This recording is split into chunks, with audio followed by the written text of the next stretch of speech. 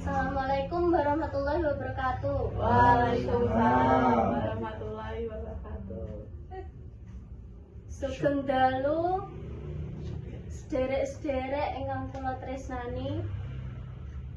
Ayo kita padha ngaturaken puji syukur dumateng Gusti Allah Subhanahu wa taala amargi kita tasih diparingi rahmat lan kesehatan. Tepangaken nami kula Natasha Eka Putri, kula saking kelas 11 TKP kalih. Kula badhe nyariosaken saserahan irah-irahanipun pentingnya njaga kebersihan sekolah. Sederek-sederek, njaga sekolah niku penting banget.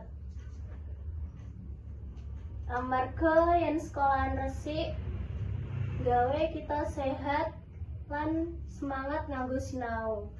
Yen sekolahan resik, kita ngerasa nyaman lan betah.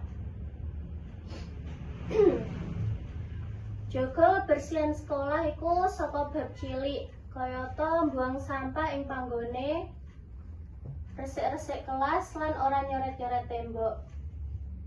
Mulane ayo kita padha njaga kebersihan sekolah. Kawit saiki cekap semanten saserahanipun kula,